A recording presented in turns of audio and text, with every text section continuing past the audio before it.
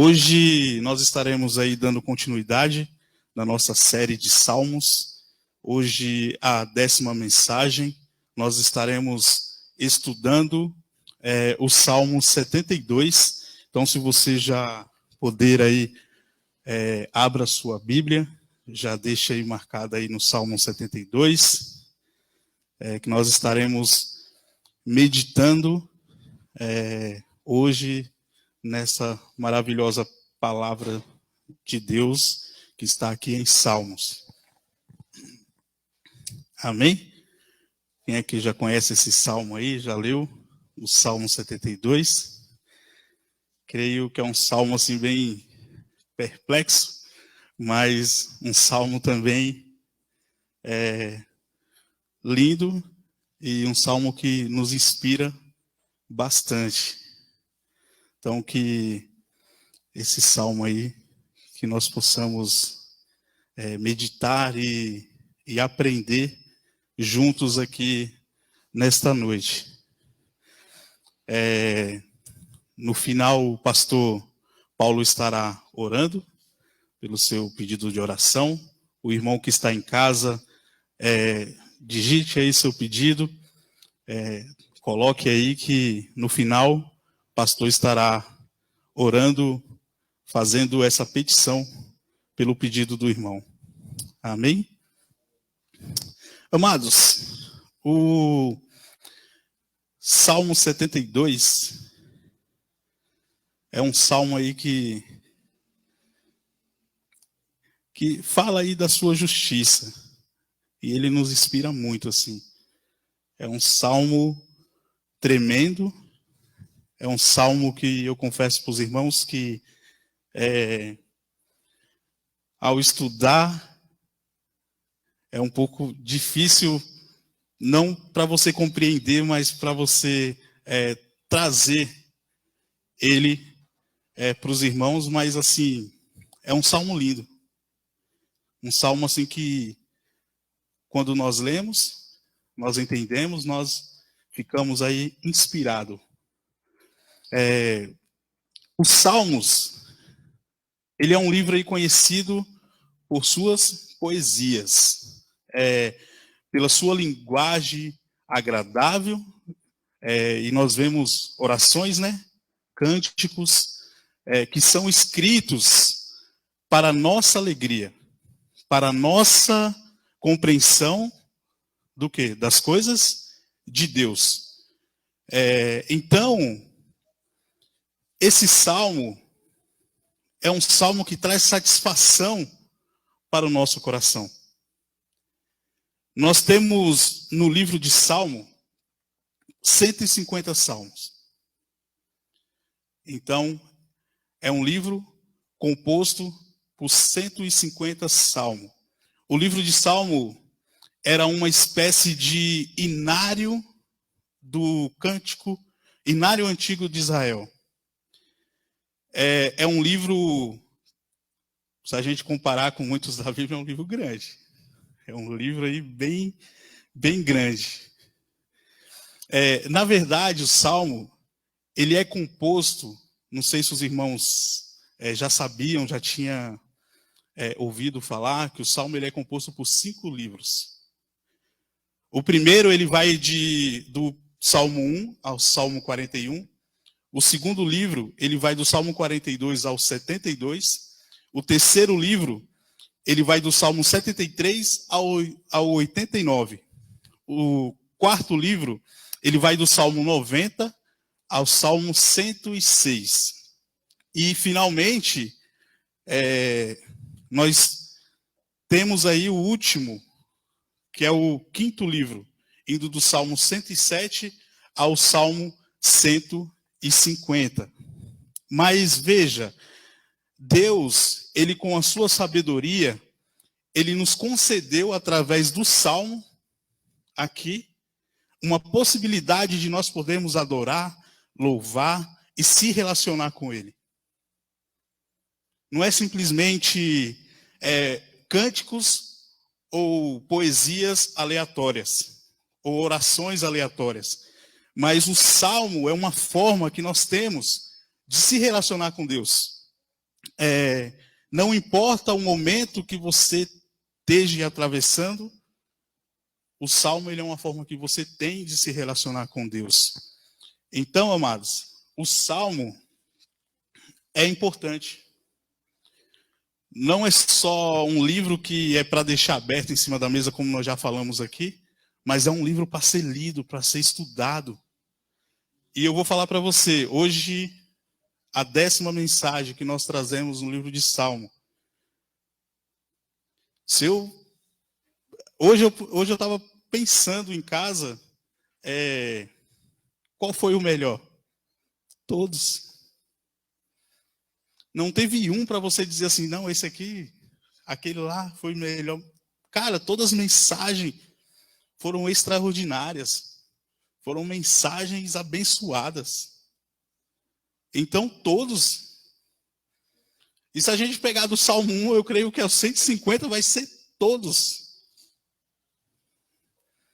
Porque a gente já está tendo aí essa degustação de alguns e estamos vendo dessa forma.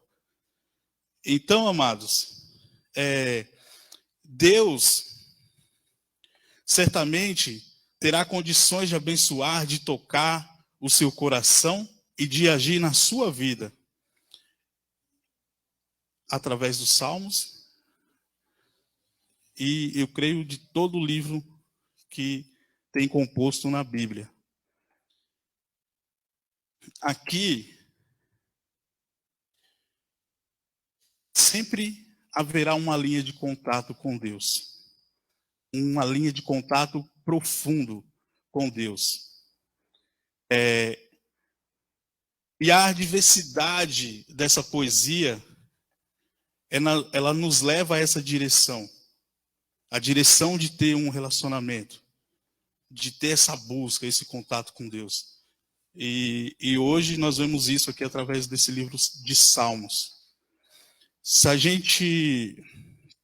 Abre aí a sua Bíblia rapidinho, mas deixe marcado aí. O livro de Lucas. Lucas capítulo 24. Versículo 44. Lucas capítulo 24.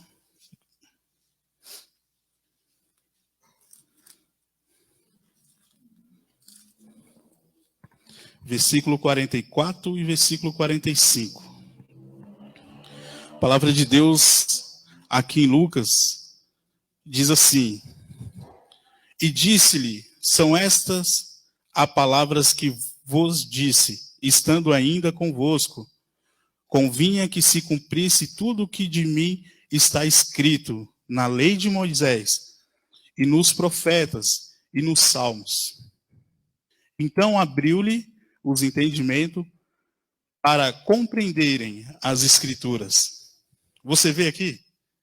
Essas palavras aqui são do próprio Jesus. Foi o próprio Jesus que citou essas palavras. Então, o que nós vemos aqui, que toda a Bíblia ela é importante para a história. Não é só o Novo Testamento, mas toda a Bíblia. Ele cita a lei de Moisés, ele cita os livros dos profetas e o livro de Salmos. Então nós vemos que toda a Bíblia, ela nos direciona para Jesus Cristo. Então quando nós lemos, nós estamos aí lendo a história de Jesus. O Salmo 72, e aí volte aí sua Bíblia e deixa lá em Salmo 72. O Salmo 72, ele é atribuído a Salomão. É um salmo aí de oração em favor ao rei Davi. O rei que está em uma aliança com Deus. E aí eu convido os irmãos para ler aqui o versículo 20 do Salmo 72. Olha o que diz no versículo 20. Findam aqui as orações de Davi, filho de Jessé, O livro de Salmo, então, ele é composto, como nós falamos no início, por 5 livros. E aqui nós temos, no final do Salmo 72, nós temos aqui o final da segunda composição do livro de Salmos. Então, o segundo livro de Salmos, ele se finda aqui. Ele está acabando aqui. Esse é o final aqui do livro do segundo livro de Salmos. Então, esse colofão aqui, ou seja, colofão significa uma nota editorial, né, no final do texto. Então, essa nota aqui, editorial no final, o que ela está dizendo? Ela está dizendo aqui termina as orações de Davi. Aqui termina os salmos davídico. Então, ele está dizendo aqui que aqui está finalizando algumas de Davi e outras relacionadas a Davi. Mas aqui se finda. É interessante nós olharmos porque depois, lá no Salmo, se eu não me engano, 89, e aí o 101 e o 103, já vemos de novo falar aí no Salmo de Davi. Aí você fala, pô, mas não finalizou aqui? Não está finalizando aqui os Salmos de Davi? Não, a gente tem que lembrar que a Bíblia, que os Salmos, na verdade, ele não está em ordem cronológica. Não está por acontecimento. Então, aqui é o último Salmo que Davi, que foi escrito. E aí a gente vamos ver aqui o encerramento desse segundo livro de Salmos, fechando o texto e toda a coletânea dos Salmos de Davi. Então esse é aquele salmo que Davi escreveu ali, que Davi, quando ele estava bem velhinho já, ele estava ali, e aí a gente vê lá, né, que ele pediu que viesse as servas para que pudesse aquecer ele. Então eu creio que foi bem ali, nessa época ali, que foi escrito esses salmos. E aí deve estar uma confusão na cabeça dos irmãos, que eu falei que o salmo é de Salomão, agora citando Davi, mas aí nós vemos que o salmo, então, ele se fecha, o segundo livro dessa coleção de 5 livros, ele aqui é um salmo real. É um salmo que é direcionado a reis, ao rei. É um salmo importante porque precisa ser considerado, porque ele é o primeiro de 2 salmos que Salomão escreveu. E aí eu até estava me perguntando, eu falei, cara, a maioria dos salmos são todos de Davi. Davi escreveu a grande parte. E Salomão deveria ter dado isso dele, né? Dado essa continuidade. Escreveu só 2. Cara, que cara preguiçoso. Não, brincadeira que ele escreveu. Depois ele escreveu aí Eclesiastes e Provérbios, que são muita bênção. Mas assim, você vê, o pai ali era... E aí depois ele só escreveu 2 salmos. Eu estava vendo, eu falei... Nossa, né? Mas são salmos atribuídos aí a Salomão na Bíblia. Alguns estudiosos aqui vão discutir, e aí que está o ponto, que esses salmos não é de Salomão. E aí eles discutem entre a autoria e a dedicação do salmo. Se é de Salomão, se foi ele o autor, ou se ele fez só a dedicação. É um salmo aí que vai falar, então, de um rei aplicando a outro rei. E aí, para os irmãos entenderem melhor, aqui eu entendo, e aí eu estou colocando uma posição minha, que aqui, Davi ali bem velhinho, já não estava mais conseguindo escrever, e tem ali citado o salmo, e Salomão tem escrevido. Isso é meu entendimento. Mas depois aí, você estudando, você tem a liberdade de tirar a sua conclusão. Mas eu creio que aconteceu mais ou menos assim. Por ele estar ali velhinho, e aí Salomão vai e escreve, e no final Salomão vai lá e coloca: findam aqui as orações de Davi, filho de Jessé. Então, amados, é um salmo que fala de um rei, então, aplicando a outro rei. Um salmo que fala para todos os líderes, seja eles das esferas maiores ou das esferas menores. Seja ele um presidente, seja ele um governador, seja ele um prefeito, seja ele um pastor de uma igreja, seja ele um líder de ministério, seja ele um líder de família. Uma mãe que ali é líder da família, né? Que hoje tem muito no Brasil, que é a mulher, às vezes, que já é viúva, ou às vezes a mulher que é solteira, que está à frente ali da casa. E o homem também, que é o líder da família, o pai, o direcionador. Então, eu entendo que os atributos e a influência desse rei, ela deve atingir aqui todos os líderes. Todos os líderes, desde uma esfera, então, maior, que a gente viu, questão de um presidente, a uma esfera menor, que é um pai de família. Ou um governador, ou um deputado. Então, eu creio que aqui, esse salmo aqui é direcionado para todos os líderes. Todos.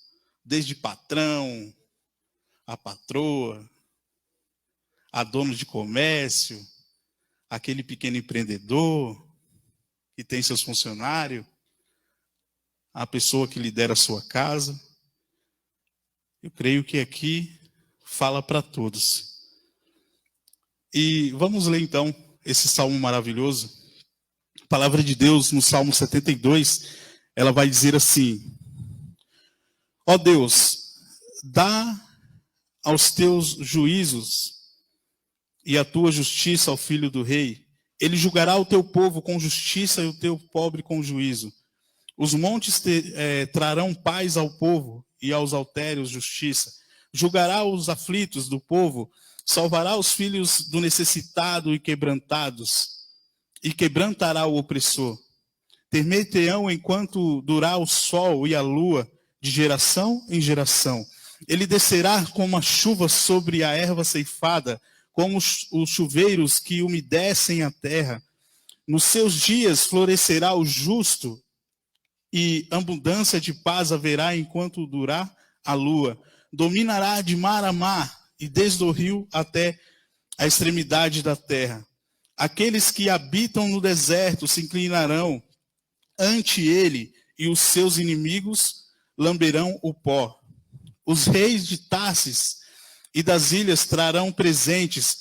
Os reis de Sabá e de Seba oferecerão dons, e todos os reis se prostrarão perante ele. Todas as nações o servirão, porque ele livrará ao necessitado. Quando clamar, como também ao aflito e ao que não tem quem o ajude. 13.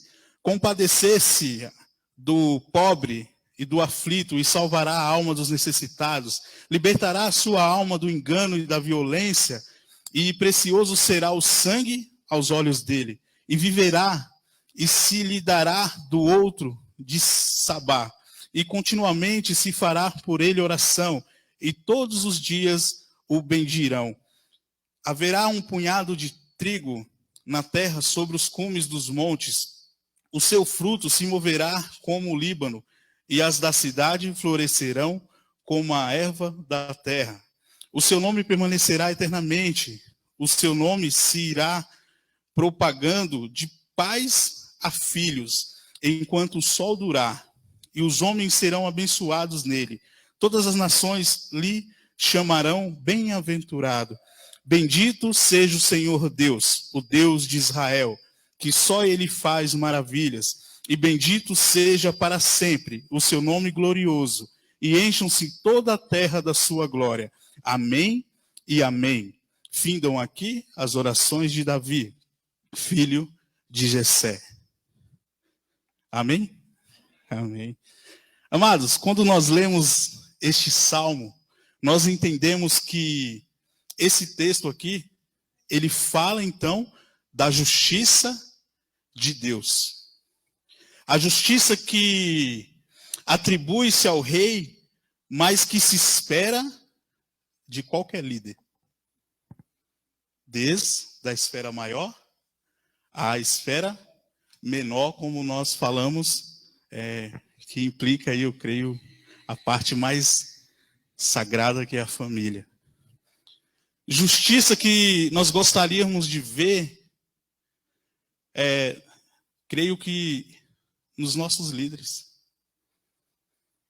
nos nossos chefes de famílias, que quando nós olhamos hoje, nós vemos como é complicado. Justiça que nem sempre se percebe nessas pessoas. Justiça que tão somente nós podemos entender quando nós lemos esse salmo no Senhor, em Deus.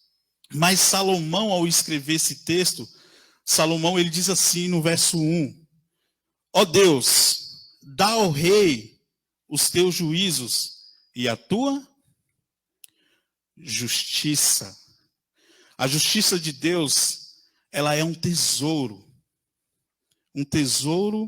maior e a riqueza maior das nossas vidas. É o maior tesouro, é a maior riqueza, é a justiça de Deus. Porque quando nós buscamos, em primeiro lugar, o reino de Deus, o que a palavra de Deus nos diz em Mateus? Mateus 6,33. Ela nos diz que todas as outras coisas nos serão acrescentadas. Então, primeiro eu busco o reino, a justiça, e as outras coisas nos serão acrescentadas. A justiça, ela é então a regra, é a direção de algo que funciona e vai dar bons frutos. É algo importante. E o rei Salomão, ele diz aqui que só possui essa justiça se ela for concedida por Deus. Então, aqui, ele nos apresenta a fonte da justiça, que é Deus. E essa fonte é a única fonte que constitui um bom líder, um bom rei. O que nós devemos entender é que os líderes só serão bons se eles forem atribuídos a eles a justiça de Deus, que não vem de nenhum outro humano, de nenhum outro lugar, a não ser de Deus. Quando nós lemos aí o versículo 3 e o 4, olha o que diz: os montes trarão paz ao povo, e os altérios justiça. Julgará os aflitos do povo, salvará os filhos dos necessitados e quebrantará o opressor. A palavra paz aqui, ela significa shalom. No hebraico, ela também significa completude, algo completo, totalidade, ou seja, tudo que é de bom. Não apenas paz no sentido de ausência de guerra, ausência de problema, mas uma paz no sentido de ser completo no Senhor.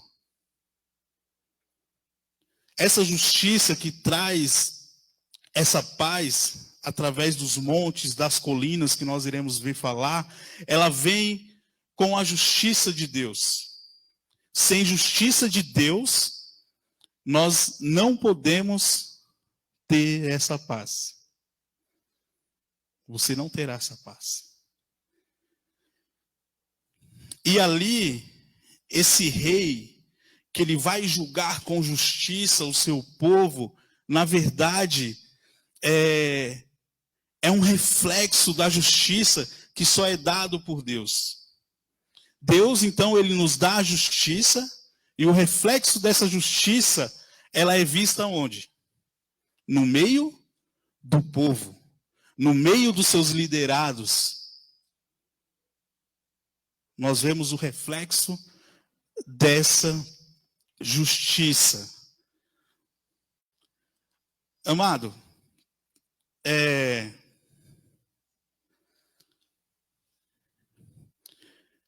o reflexo dessa justiça, nós vemos, como diz o texto aqui, entre os aflitos e entre aqueles que são tratados com iniquidade, aqueles que são humilhados. E aí, quando nós pensamos nessa questão de aflitos, humilhados, iniquidade, quantas pessoas não estão aflitos ali dentro do seu ambiente familiar, dentro do seu emprego? Porque são liderados por pessoas que não têm essa justiça.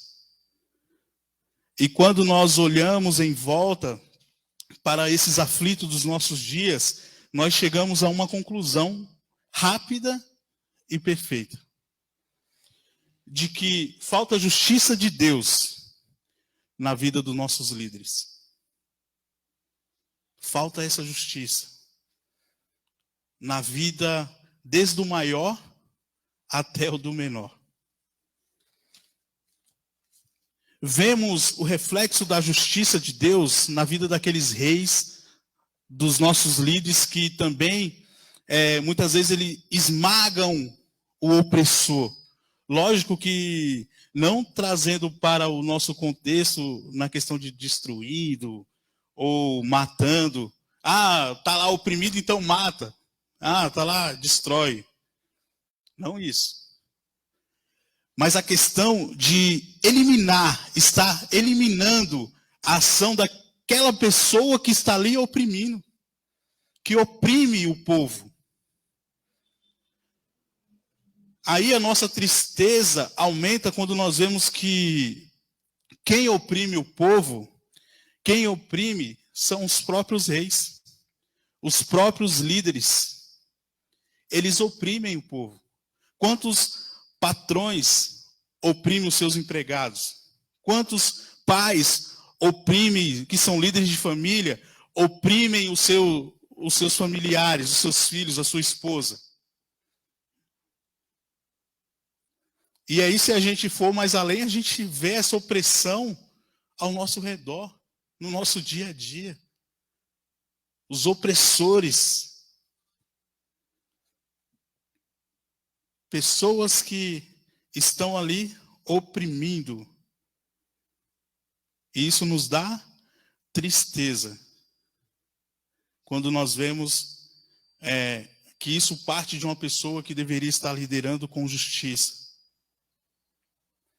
E vemos a eternidade dessa justiça, que está aqui no versículo 5. Olha aí o que diz: ter-me-ão enquanto durar o sol e a lua, de geração em geração. Aqui o texto ele nos faz uma divisão de água, que é um divisor de água. Ele faz uma divisão de entendimento aqui. Aqui de fato, aqui nesse versículo 5, entendemos que a justiça, ela não vem de reis ou líderes humanos. O único que é o alfa, o único que é o ômega, o único que é o princípio, que é o fim, é o único que permanece enquanto houver o sol. Antes e depois dele é o Senhor. O único que vai permanecer enquanto durar o sol e a lua é o Senhor Jesus. É o Cristo. É nosso Deus. É o único Deus. Quando nós aqui olhamos para o texto ele nos convida a considerar que a nossa justiça, a justiça das nossas vidas, não virá em hipótese alguma através de líderes humanos, através de reis humanos. Principalmente quando olhamos aí para o nosso contexto de líderes hoje,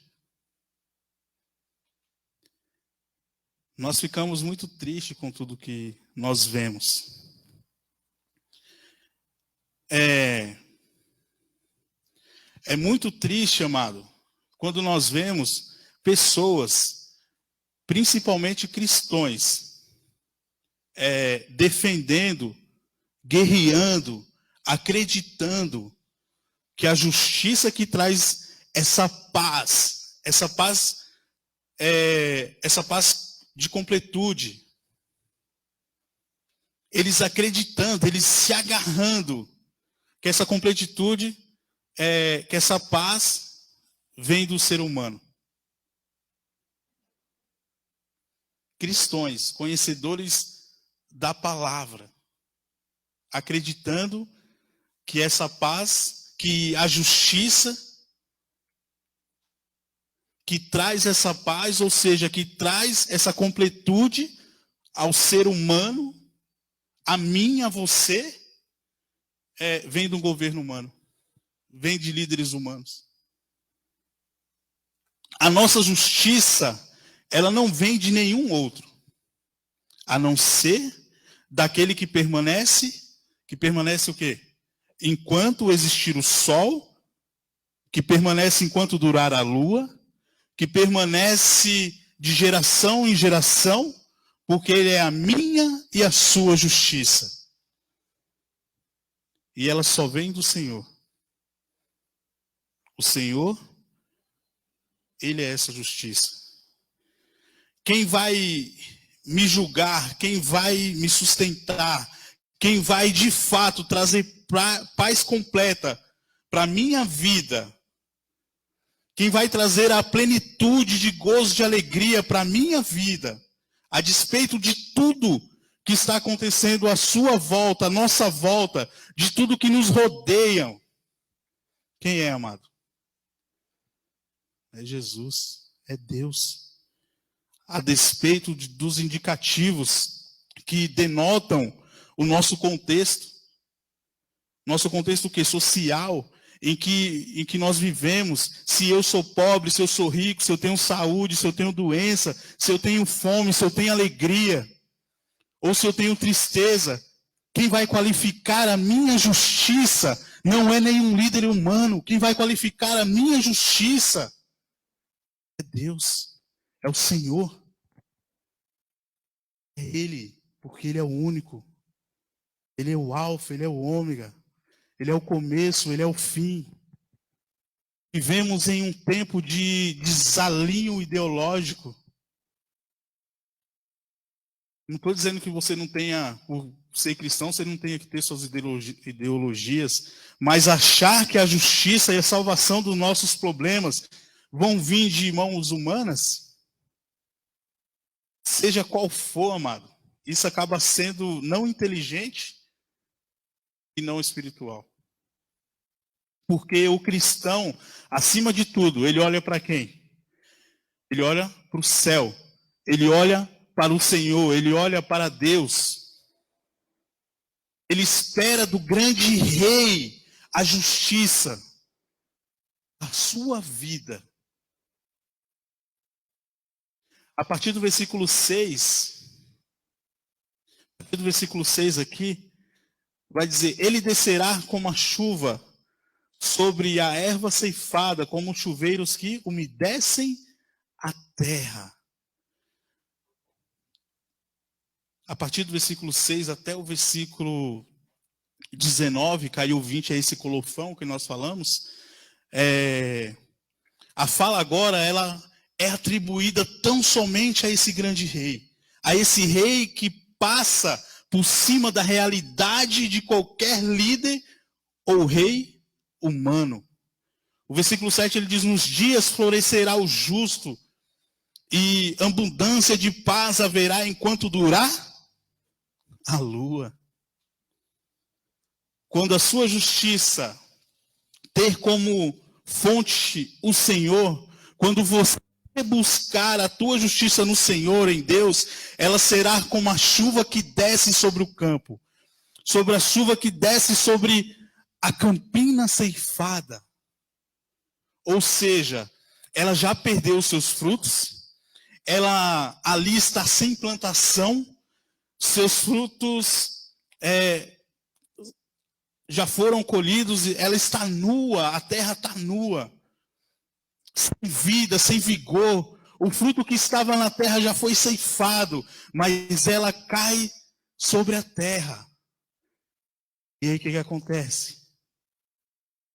Aqui, ela volte a ter vida. A terra, aquela terra que estava ceifada, que estava nua, ela volta a ter vida, ela volta a ter vigor novamente, para que ele volte a ter história novamente, para que essa terra,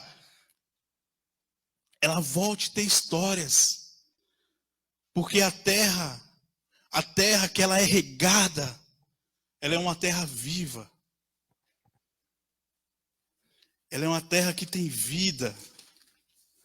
Ela é como os aguaceiros que regam a terra, e a terra regada, ela volta a ter plantas.